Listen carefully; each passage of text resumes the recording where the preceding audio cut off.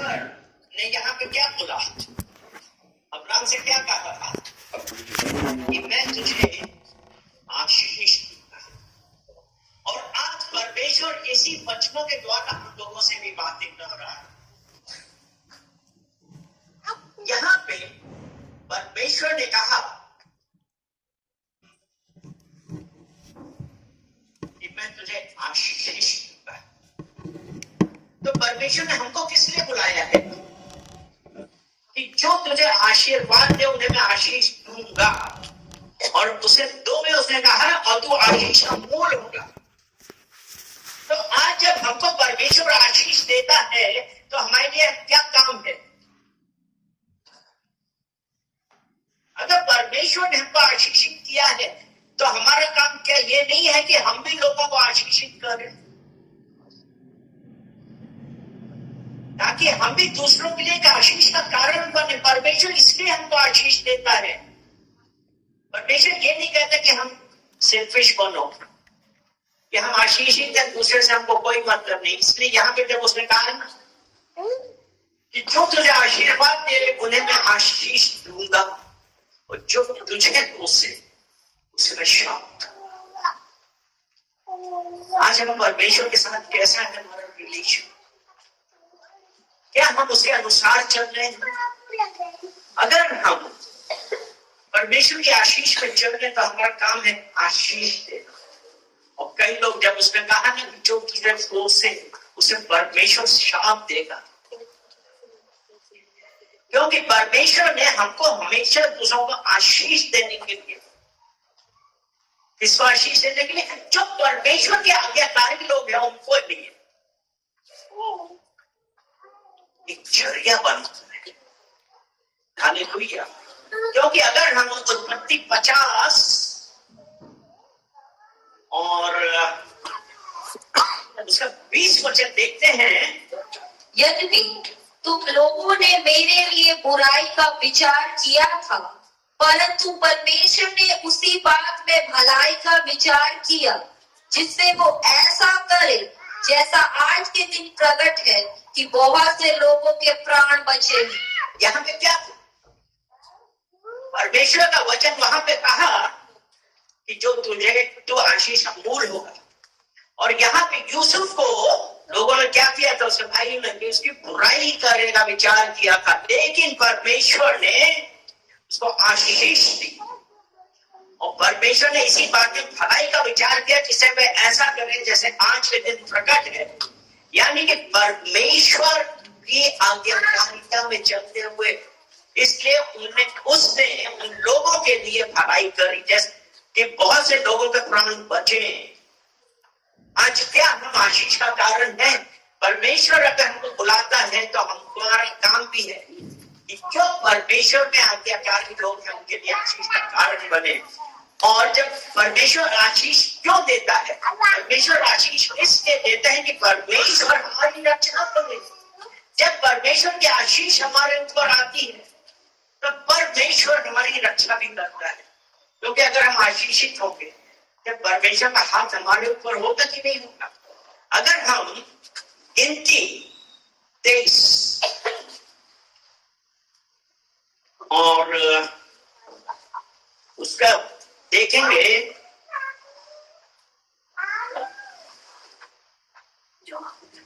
22 से 24 तक, उनको मिस्र में से ईश्वर की निकाले लिए आ रहा है, वो तो बेलेम सांड के समान बल रखता है।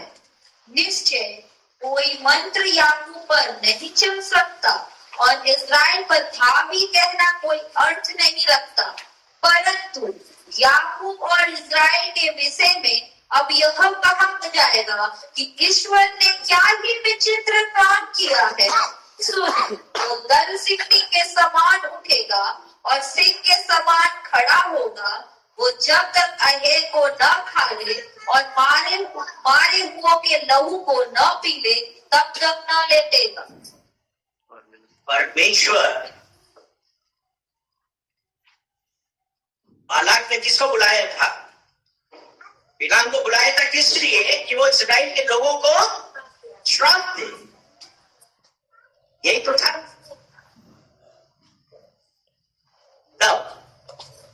यहाँ पे है कि परमेश्वर हमारी रक्षा करे, यानी कि जो वो श्राप देने वाला था, लेकिन उसने परमेश्वर ने क्या कहा, परमेश्वर ने क्या किया, क्योंकि जो परमेश्वर का ये वचन जो 19 कहता है, ईश्वर मनुष्य नहीं कि झूठ बोले और ना वे आदमी अपनी इच्छा बदले, क्या जो कुछ उसने कहा उसे ना करे, क्या वह वचन देकर उसे पूरा ना करे। और 20 वचन में उसने कहा, देख आशीर्वाद ही देने की आज्ञा मैंने पाई है, अर्थात जो बलाम ने उसको बुलाया था कि उनको वो श्राप दे, लेकिन वो ये कह रहा है कि मैंने क्या आज्ञा पाई है, आशीर्वाद देने की, आशीष देने के लिए। और अगर आज परमेश्वर ने आपको आशीष दी है, उसको कोई नहीं पलट सकता। जब उसने कहा ना, निश्चय कोई मंत्र याकूब पर नहीं चल सकता, और इस्राएल पर भावी कहना कोई अर्थ नहीं रखता।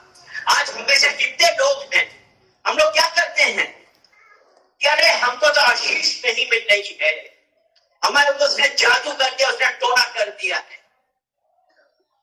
कितने लोग ये कहते हैं, अरे पादरी साहब हमारे घर के सामने को देखे सुबह सुबह कोई पानी फेंक जाता सुबह 4 बजे।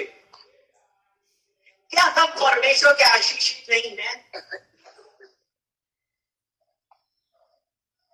ये हमारा वजन है, ये शैतान है तो हमारे दिमाग में ये डालता है, वो इसलिए डालता है क्योंकि हम परमेश्वर के साथ अपना समय नहीं बिताते। और जहां पे उसने कहा निश्चित कोई मंत्र याकूब पर नहीं चल सकता, और इस्राएल पर भावी कहना कोई अर्थ नहीं रखता। अगर आज आप परमेश्वर के आशीषित लोग हैं, विश्वास रखिए, कोई मंत्र आपके ऊपर नहीं चलेगा। लेकिन आपके लिए सबसे जरूरी बात है कि हम आज परमेश्वर की आज्ञाकारिता के चलने। परमेश्वर आपको आशीष देने वाला है। कौन देता है आशीष? कब? जब हम परमेश्वर पर भरोसा रखते हैं। मरकुस 1 उसका 40 से लेकर 45 तक। एक कोढ़ी उसके पास आया, उसने विनती, उसके सामने घुटने टेककर उससे कहा, यदि तू चाहे तो मुझे शुद्ध कर सकता है। उसने उस पर तरस खाकर हाथ बढ़ाया और उसे छूकर कहा, मैं चाहता हूँ तू शुद्ध हो जा। और तुरंत उसका कोढ़ जाता रहा और वो शुद्ध हो गया। तब उसने उसे चिताकर तुरंत विदा किया और उससे कहा, देख किसी से कुछ मत कहना, परंतु जाकर अपने आप को याजक को दिखा और अपने शुद्ध होने के विषय में जो कुछ मूसा ने ठहराया है उसे भेंट चढ़ा कि उन पर गवाही हो। परंतु वो बाहर जाकर इस बात का बहुत प्रचार करने और यहाँ तक फैलाने लगा। यीशु फिर खुला नगर में न जा सका, परंतु बाहर जंगली स्थानों में रहा और चारों ओर से लोग उसके पास आते रहे। यहाँ पे क्या है कि परमेश्वर आपको आशीर्वाद देना चाहते, लेकिन क्या मांग रहे हैं? उसने कहा,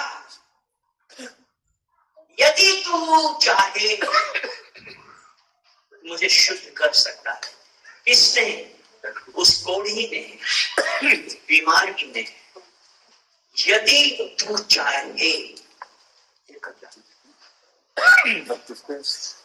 लेकिन हम जो परमेश्वर के पुत्र और पुत्रियां हैं, तो हमारा अधिकार क्या है? हम उससे आशीष पाने के हकदार हैं। हम ये यीशु से नहीं कहेंगे यदि तू चाहे, क्या हम ये कहेंगे कि यीशु से यदि तू चाहे तो मुझे आशीषित कर, यदि तू चाहे तो मुझे चंगा कर?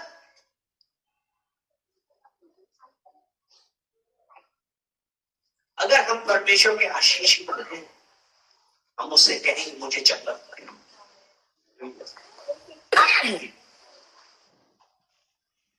मुझे प्रॉब्लम से बचा।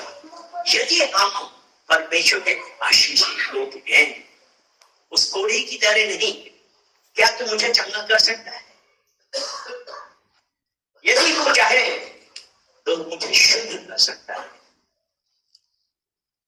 यदि तू चाहे। में से कितने लोग यीशु से यही कह रहे हैं, परमेश्वर यदि आप चाहें तो मैं ठीक हो जाऊंगा, यदि आप चाहें तो मेरी फाइनेंशियल प्रॉब्लम ठीक हो जाएगी, यदि आप चाहें तो मेरी फैमिली ठीक हो जाएगी। हम क्या क्या कहते हैं?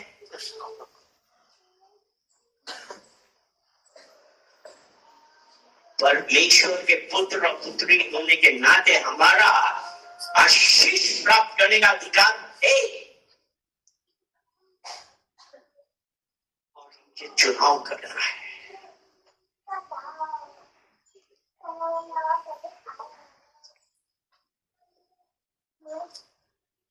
आज कितने लोग आशीष पाना चाहते हैं?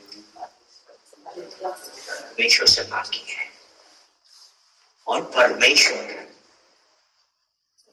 की इच्छा के अनुसार चल रहे हैं, उसके वचनों में चल रहे हैं।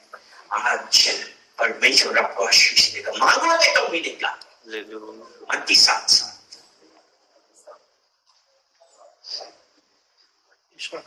और यहाँ पे मैं एक चीज बताना चाहूंगा कि परमेश्वर से आशीष पाने के लिए हमको मांगना पड़ेगा, कोई दबाव नहीं है। मांगो ना, मांगो जाके बोलूंगा, यानी कि हमारा परमेश्वर के साथ रिलेशन नहीं है।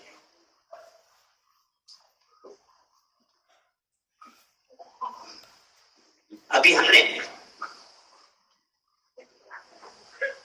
इतनी तेईस में क्या पढ़ा था कि ईश्वर मनुष्य नहीं जो झूठ बोले।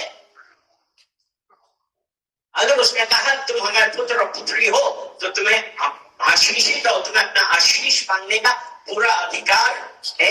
हमको ये चुनाव करना है कि हम आशीष के हकदार है कि नहीं है। व्यवस्था विवरण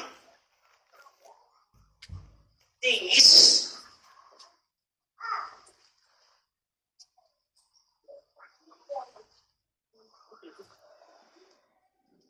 और उसका हम पढ़ेंगे 19 वचन। मैं आज आकाश और पृथ्वी दोनों को तुम्हारे सामने इस बात की साक्षी बनाता हूँ कि मैंने जीवन और मरण, आशीष और श्राप को तुम्हारे आगे रखा है, इसलिए तू जीवन ही को अपना ले कि तू और तेरा वंश दोनों जीवित रहे। यहाँ पे क्या है कि परमेश्वर हमें आशीष देना चाहता है, लेकिन हमको चुनाव करना पड़ेगा। तो यहाँ पे यही है ना कि मैंने जीवन और मरण, आशीष और श्राप को तुम्हारे आगे रखा है। अभी हमको चुनाव करना है, कोई दबाव नहीं है। परमेश्वर कोई दबाव नहीं देता है, उसने तो कहा है हम चुनाव करेंगे। और आशीष हमें सिर्फ और सिर्फ कौन दे सकता है? परमेश्वर। परमेश्वर देगा आशीष। हमारे लिए ये है कि हम पहले परमेश्वर के साथ चले। तो उत्पत्ति हम 15 देखेंगे 1 से 21, हम पूरा नहीं पढ़ रहे हैं। यहाँ पर हमने देखा है कि परमेश्वर ने अब्राहम को आशीष दी, कि उसको वारिस दिया। आशीष किसने दी? परमेश्वर ने अब्राहम को वारिस दिया। जिस प्रकार परमेश्वर ने इसहाक को, याकूब को, अब्राहम को आशीष दी, उसी प्रकार परमेश्वर आपको और मुझे भी आशीष दे। हालेलुया। लेकिन हमारा काम क्या है? उसके भय में चलना, उसकी आज्ञाओं में चलना। और आपको मैं एक चीज बताना चाहूंगा कि जितनी भी आशीष हमको मिलती है, there is a cost. व्यवस्था विवरण 28 और ये सभी को पता होगा। व्यवस्था विवरण 28 1 से 13 तक हम पहले 1 वचन और 2 वचन पढ़ेंगे। यदि तू अपने परमेश्वर यहोवा की सारी आज्ञाएं जो मैं आज तुझे सुनाता हूँ, चौकसी से पूरी करने को चित्त लगाकर उसकी सुने, तो वो तुझे पृथ्वी की सारी जातियों में श्रेष्ठ करेगा। फिर अपने परमेश्वर यहोवा की सुनने के कारण ये सब आशीर्वाद तुझ पर पूरे होंगे। यहाँ पे क्या है? परमेश्वर की आज्ञाएं, यहोवा की सब आज्ञाएं मानने का है। फिर परमेश्वर यहोवा का सुनने के कारण जो परमेश्वर ने हमको आज्ञाएं दी हैं, उसके अनुसार अगर हम चलेंगे तब परमेश्वर ने ये जो जितने भी आशीष दी है ना, लिखा है ना कि पूरी तरह चित्त लगाकर उसकी सुने, तो वह तुझे पृथ्वी की सब जातियों में श्रेष्ठ करेगा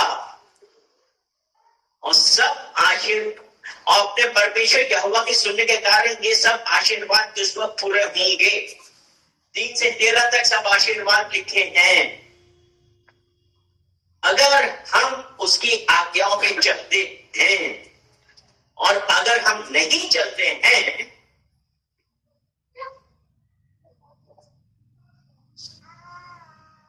इसी का 28 का 14 पढ़ेंगे।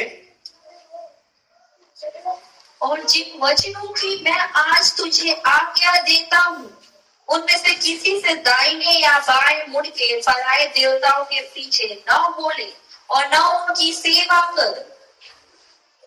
और 15 वचन भी, परंतु यदि तू अपने परमेश्वर यहोवा की बात न सुने और उसकी सारी आज्ञाओं और विधियों के पालने में जो मैं आज सुनाता हूँ चौकसी नहीं करेगा, तो ये सारे श्राप तुझ पर आ पड़ेंगे।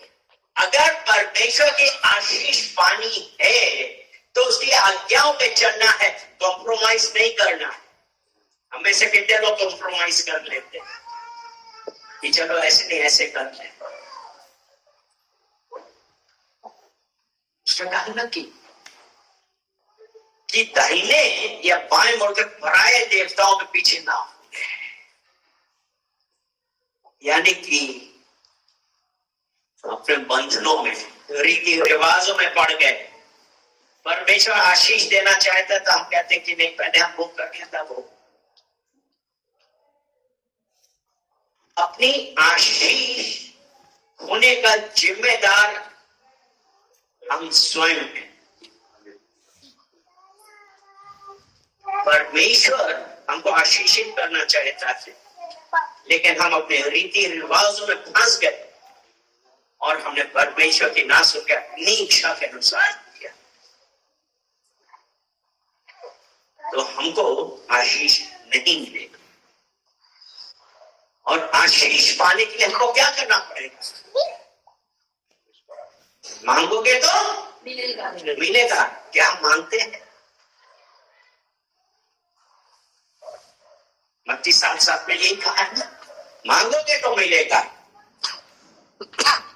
और मांगेंगे कैसे? क्या हम परमेश्वर के वचनों के अनुसार मांगते हैं? क्योंकि परमेश्वर ने जो हमारे लिए नियत किया है वो अपने समय पे देगा, वो आज के समय पे नहीं देगा। यहाँ पे जैसे आज गवाही सुन रहे थे, परमेश्वर ने लोगों को आशीषित किया है, ये रिक्शा से आशीषित किया, अपने समय पे किया है, अपने समय पे करेगा। क्योंकि जब वो हमारा हृदय देखता है, सब उद्देश्य आराम और सच होगा। क्योंकि परमेश्वर सारे कामों और सब गुप्त बातों का, परमेश्वर सारे कामों और सब गुप्त बातों का, चाहे वे भली हो, चाहे वो भली हो या बुरी, न्याय करेगा। परमेश्वर जो हमारे हृदय देखता है, जो यिर्मयाह 17 उसके 10 में लिखा है, यिर्मयाह 17 उसका 10 वचन, मैं यहोवा मन की खोजता। यहाँ पे क्या है? यहोवा मन की खोजता है। अभी यहाँ यहीं पे लगाए रहेंगे। भजन संहिता 139 और 16 वचन हम देखते हैं। तेरी आंखों ने किसकी आंखों ने? परमेश्वर की आंखों ने मेरे बेडोल तत्व को देखा, मेरे बेडौल तत्व को देखा, और मेरे सब अंग जो दिन दिन बनते जाते थे, दिन दिन बनते जाते थे, वे रचे जाने से पहले तेरी पुस्तक में लिखे हुए थे। तेरी पुस्तक में लिखे हुए थे। कहाँ पे रचे जा रहे थे? कहाँ हमारे अंग बन रहे थे? जब हम मां के गर्भ में थे, उस वक्त परमेश्वर की पुस्तक में हमारे एक एक अंग लिखे हुए थे। और जब उसने हमारे एक एक अंग देखा, बनते हुए देखा, तो इसीलिए अगर हम यिर्मयाह 17 उसका 10 पढ़ रहे हैं, यहोवा मन की खोजता, क्योंकि जब हम गर्भ में थे, हमारा एक एक अंग बन रहा था, परमेश्वर सब देख रहा था। उसको एक एक बात पता थी कि हमारा अंत हमारे पैदा होने से पहले उसको पता है। हालेलुया। और मैं मन की खोजता और हृदय को जांचता हूँ, ताकि प्रत्येक जन को उसकी चाल चलन के अनुसार अर्थात उसके कामों का फल दूं। तो आज हमारे लिए सबसे जरूरी बात क्या है कि हमको अगर परमेश्वर से आशीष देनी है, तो हमको क्या करना है? अपने आप सही रखना है, क्योंकि उसने कहा है कि तुम्हारे मन में कोई भी विचार, चाहे वो गुप्त बात क्यों ना हो, गुप्त में, अभी हमने सभा उद्देश्य 12 के 14 में यही तो पढ़ना, चाहे वो गुप्त में क्यों ना करी गई हो, गुप्त अर्थात जो हम अपने मन में भी विचार कर रहे हैं, परमेश्वर सब जानता है और उसके अनुसार हमको फल देगा। अगर हमको आशीषित होना है, हमको परमेश्वर से आशीष पाना है, तो हमको क्या करना है कि अपने आप को सही रखना, क्योंकि हमारा एक एक अंग उसकी पुस्तक में, उस रचे जाने से पहले हमारा एक एक अंग परमेश्वर पुस्तक में लिखे हुए हैं। आपके मन की एक एक बात जांचता है, वो सब जानता है। आपने किसी के लिए कोई भी विचार किया है, परमेश्वर सब जानता है। अगर हम दूसरे को आशीषित करेंगे, तभी हमको आशीष मिलेगी। सेल्फिश नहीं। उत्पत्ति 40 पूरा अध्याय और उत्पत्ति 41 का 1 से 37 तक हम क्या देखेंगे? यहाँ पे यूसुफ के बारे में, जब 40 में था, जब वो जेल में था, तो 2 लोगों को, एक परमेश्वर का बटलर था, एक बेऊद, दोनों को सपना आया था। यूसुफ ने उनको बता दिया था उसका अर्थ, उन्होंने उसे आशीषित किया। यूसुफ क्या बन गया? प्रधानमंत्री बन गया। तो जब हम दूसरों को आशीषित करेंगे, परमेश्वर हमें आशीषित देगा। आज हम में से कितने लोग दूसरों को आशीषित करते हैं? भजन संहिता 37 उसका 4 है। यहोवा को अपने सुख का मूल जान, और वो तेरे मनोरथों को पूरा करेगा। यहोवा को अपने सुख का मूल जान, यानी कि बेसिक वही है, तब तेरे मनोरथों को पूरा करेगा, जो मन विचार है। क्योंकि जब हमने परमेश्वर को प्रथम स्थान दिया, तब हम क्या देते हैं परमेश्वर को प्रथम स्थान? आशीषित सब होना चाहते हैं, परमेश्वर को प्रथम स्थान देना कितने चाहते हैं? परमेश्वर को प्रथम स्थान देना सीखिए। जब हम परमेश्वर को प्रथम स्थान देंगे, उसने कहा ना, तेरे सब मनोरथों को पूरा करेगा। हालेलुया। आशीष पाने के लिए कुछ और भी जरूरी है। आशीष पाने के लिए हमको गलत संगति से बाहर आना है।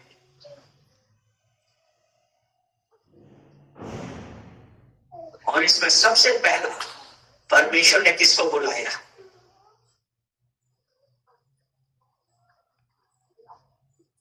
अभी हमने पढ़ा था जेनेसिस 12 उसका 1 वचन।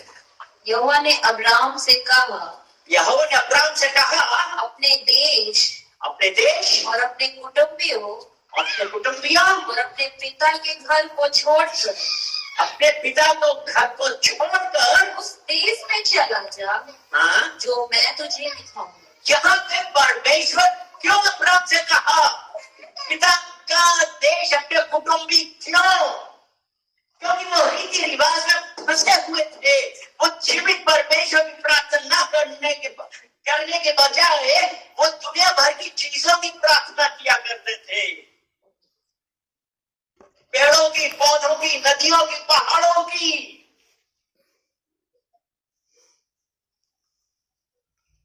संगति। उसने कहा अपना देश, अपनी जन्मभूमि, अपना कुटुंब, अपने पिता के घर को छोड़कर अपने आप में हमको आशीषित होना है। तो आज हम किस बंधन में, हमको उस बंधन से निकलना पड़े। यीशु ने आपके लिए अपने प्राण दिए, जिसका हमारा उद्धार ने स्वीकार किया। नीति वचन 19 और उसका 17। नीति वचन 19, जो कंगाल पर अनुग्रह करता है, जो कंगाल पर अनुग्रह करता है, वो यहोवा को उधार देता है, वो यहोवा को उधार देता है, और वो अपने इस काम का प्रतिफल पाएगा। अपने इस काम का प्रतिफल पाएगा, आशीषित होगा। आशीष पाने के लिए उसने कहा ना, कंगाल पर अनुग्रह करता है। जो गरीब और जो किसी चीज की जरूरत है उस पे, तो क्या लिखा है? वो यहोवा को उधार देता है। और परमेश्वर किसी का कर्जदार नहीं है। उसने कहा वह अपने किस काम का प्रतिफल पाएगा। तो अगर हम यशायाह 58:10 पढ़ते हैं, उदारता से भूखे की सहायता करे और दिन दुखियों को संतुष्ट करे, तब अंधियारे में तेरा प्रकाश चमकेगा, और तेरा घोर अंधकार दोपहर का सा उजियारा हो जाएगा। हालेलुया। उदारता से भूखे की सहायता करे, दीन दुखियों को संतुष्ट करे, मजाक ना उड़ाए। तब अंधियारे में तेरा प्रकाश चमकेगा और तेरा घोर अंधकार दोपहर का सा उजियारा हो जाएगा। हमें आशीष क्यों रुक जाती है, मिलती नहीं है? क्योंकि हम ये सब काम करते हैं, क्योंकि कई बार हम मानते ही नहीं है। आशीष यूहन्ना 16:24 वचन। यूहन्ना 16, अब तक तुमने मेरे नाम से कुछ नहीं मांगा, मांगो तो पाओगे, ताकि तुम्हारा आनंद पूरा हो जाए। अब तक तुमने मेरे नाम से कुछ नहीं मांगा। अगर वो पिता है, आप उससे छोटी भी चीज मांगेंगे, परमेश्वर देगा। क्योंकि उसने कहा ना, जब अब तक तुमने मेरे नाम से कुछ नहीं मांगा, मांगोगे तो पाओगे, ताकि तुम्हारा आनंद पूरा हो जाए। और कई बार हमको नहीं मिलता। क्यों नहीं मिलता है? क्योंकि हम मांगते हैं गलत इरादे से। या जेम्स 4:3, याकूब 4:3। तो मांगते हो और पाते नहीं, इसलिए इसलिए कि पूरी इच्छा से मांगते हो, इसलिए बुरी इच्छा से मांगते हो ताकि अपने भोग विलास में उड़ा दो। ताकि अपने भोग विलास में उड़ा दो, क्योंकि हमारी इच्छा ही सही नहीं है और परमेश्वर से क्या मांग रहे हैं। क्योंकि अगर हम बुरी इच्छा से मांगते हैं तो हमको नहीं मिलता है।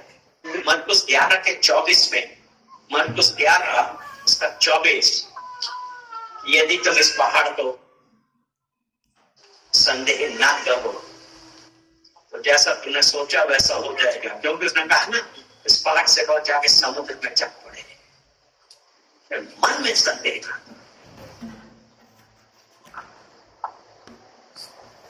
मरकुस 11:24, इसलिए मैं तुमसे कहता हूँ, इसलिए मैं तुमसे कहता हूँ, जो कुछ तुम प्रार्थना करके मांगो, जो कुछ तुम प्रार्थना करके मांगो तो प्रतीत कर लो, और प्रतीत कर लो, तुम्हें मिल गया तुम्हें मिल गया और तुम्हारे लिए हो जाएगा। तुम्हारे लिए हो जाएगा। यानी कि जो कुछ हम प्रार्थना करके मांगेंगे और यह विश्वास कर लेंगे कि हो जाएगा तो हो जाएगा। क्योंकि आगे वही लिखा है कि इस पहाड़ को कहो जाके समुद्र में जा पड़े, संदेह ना करें। प्रतीत करो कि हो गया है तो वो हो जाएगा। और कई बार हमको क्यों नहीं मिलता है? क्योंकि हम अपने पाप को स्वीकार नहीं करते। भजन संहिता 66:13, मैं मूंगफली लेकर तेरे भवन में आऊंगा, मैं उन मन्नतों को तेरे लिए पूरी करूंगा। यानी कि क्या है? यानी कि मूंगफली लेके तेरे भवन में आऊंगा, यानी कि हम रिपेंट करेंगे, पश्चाताप करेंगे। कुछ एग्जाम्पल्स हम बताते हैं जो आशीष परमेश्वर ने अपने लोगों को दी है। गिनती 6 उसका 24-25।